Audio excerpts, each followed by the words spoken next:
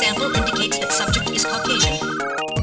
The results of the analysis strongly suggest that the tissue sample, a cluster of skin cells, was scraped from the subject during a struggle with John. These skin cells almost certainly came from a female European, blood type O-negative Snatcher. Well, now that that's over, somehow Metal comes up with the idea to look at the contents of Gene's stomach. Well, I'm not going to argue with the robot. After another long analysis, we find out that Gene ate buffalo meat 3 hours ago. So apparently in 2047, buffalo are endangered again. So we find a place where buffalo is served. Gene was probably there 3 hours ago. Oh wait, what's this? Search the house. Oh, okay, I guess that means we gotta search Gibson's house. I think the only thing more self-explanatory would be if it said, here's a picture of my house. There's a key under the mat. In my bedroom you should find a safe. The combination is 247452.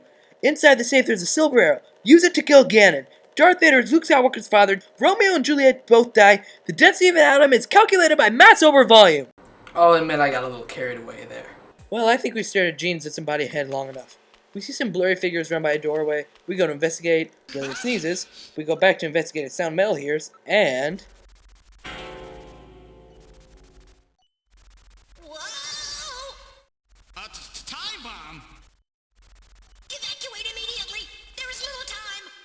As we try to escape, we get this battle with these insector things. And this is where another cool thing comes into play. Depending on how well you do in the battle, the dialogue changes.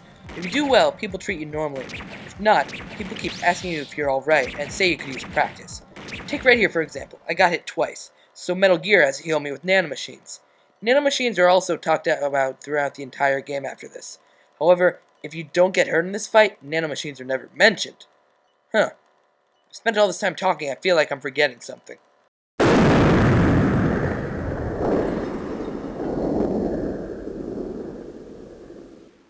Oh yeah, the bomb. So we head back to HQ, Mika's sad, we hear more of the Chief's awesome voice, and we find out we're the last Junker. Wait, what? They only have 5 people on the team, including us, and one of them just died. I'm not gonna even try to make sense out of this anymore. You know, I just realized, Metal has a video phone very similar to the codec in the Metal Gear series. Might as well try it out, see what happens if I just enter in some random numbers. Well, check this out. If you dial 345678, you get none other than someone working for Konami. Turns out you can call many of the people who work for Konami, but this is the only one I've stumbled upon.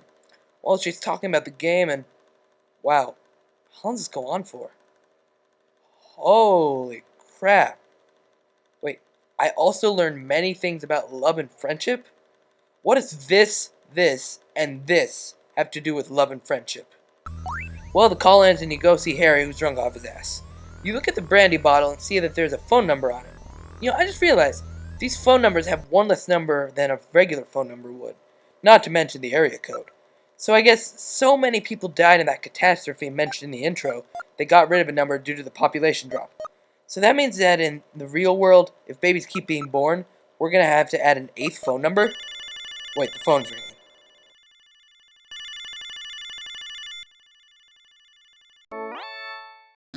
Who the hell are you? Who the hell are you? Turns out this dude is James' informant, some guy named Napoleon, but he won't talk to us until we give him the password. I had no idea what it was, but this part of the game isn't necessary yet, so we'll do this later.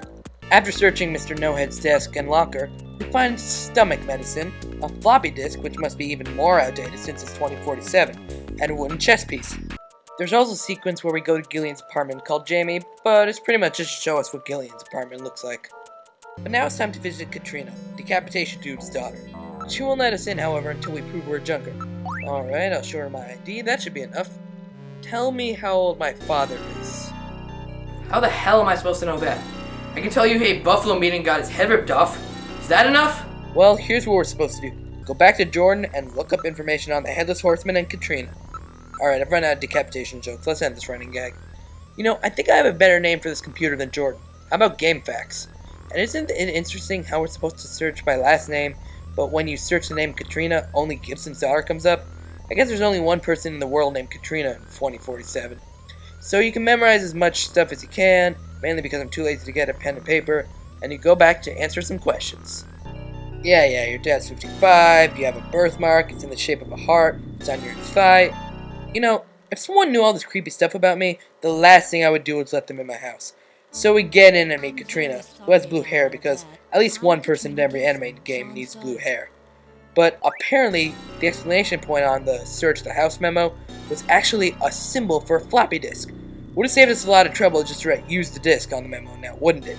So we use the disk and find out that Jean actually found the Snatcher's one weakness. Their artificial skin is weak, and long exposure to the sun leads to cancer, so Snatchers often carry around sunscreen.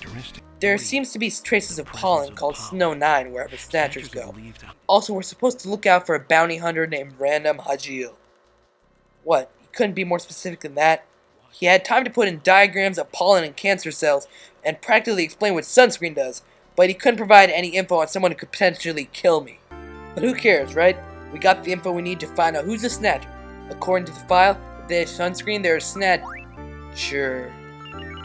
Well, at first I thought that Katrina was a Snatcher, but that's not the case. It turns out that Jean bought this sunscreen from a place called Plato's Cavern. Unfortunately, we don't know where that is, so we have to ask Jean's informant, Napoleon. But remember how he wouldn't give us the password? Well, we have to go back to Jordan and search for info on Napoleon. But guess who comes up? Napoleon Bonaparte. At this point I thought maybe I had to search something else, but this is actually the right thing you have to do. You talk to Napoleon and he says, "The revolution?" And from the info in the file, we know the quote finishes with, "It's ended." So there we go. We get to go see Napoleon and find out more about Plato's Cavern and restaurants that serve buffalo. Upon arriving at Alton Plaza, you have to just look around and investigate things, and then... Well, so, you're the new junker, eh? You Napoleon? Well, let's keep this short, okay? The Snatcher sees me here, and I'll be the next one eliminated. So Napoleon won't give us any info unless we give him money. This is the least shady exchange ever. Gillian just screams, "Take it!" Hey man, thanks for the drugs. Don't worry, I got your money. Here, take it! Ah! Well, Napoleon tells us that there's a place called Outer Heaven where they serve buffalo.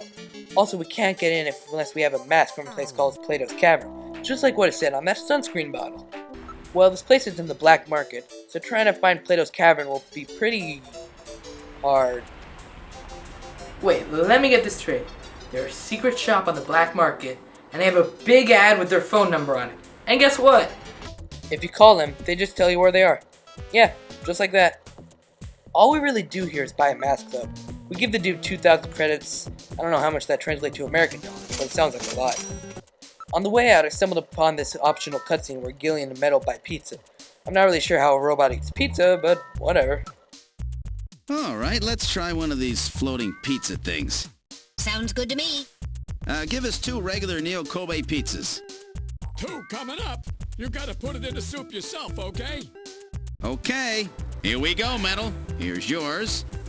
Let's put them in on the count of 3, okay? They get bland and soggy Chapter if they stay 1. in too long. No problem. Ready? 1, 2, 3. Very good. Now in a few seconds, they'll come floating up. When they do, pull yours out right away, okay? Don't mess it up. I'm ready. Come on up, little Yeah. fellas. It's still going? Hey, here comes one. Oh, that's mine. Come here, you. Nice snag there, Metal. Hey, where's mine? Oh, this is unusual. Oh. I wonder what the problem is. I want my pizza. I want my pizza. Problem. Yours not coming back up? My pizza? Hey, really sorry about that. Happens every now and then. You'll forgive us there, would you not, buddy? So, Gillian, perhaps we should go. my Neo Kobe pizza. It sank just like the rest of this city's gonna. Let's get going, Gillian. I can't believe that. I'll never waste my money on one of those stupid things again. I know that cutscene was optional, but really, that was one of the most pointless things I've ever seen. I wonder what the problem is. I want my pizza. Where's my pizza? What's the problem?